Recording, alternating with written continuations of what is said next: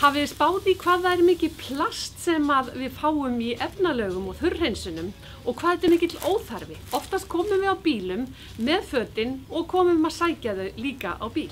Þannig að við getum alveg sett jakkan okkar, peysurnar og allt sem við þurfum að hreinsa beint í bílinn og lagt það bara þar.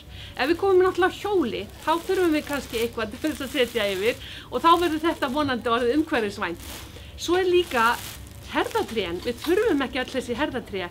Þessi að vísu dálítið góð og ég á slatta af þeim heima sem ég nota mjög mikið en ég þarf ekki fleiri og þess vegna bið ég að fá fötin mín án þess að vera í plasti og ég þarf ekki fleiri herðatré. Hérna í Efnaleiðinni Björg höfum við ákveðið að taka upp þann sið að bjóða fólki þegar það kemur með fötin sín hvort þau vilja fá plast yfir þau eða ekki. Það eru mörg ár síðan ég sá það til dæmis í Frakklandi að fólk tók út fötin sín úr hreinsununum og það var óempakkað.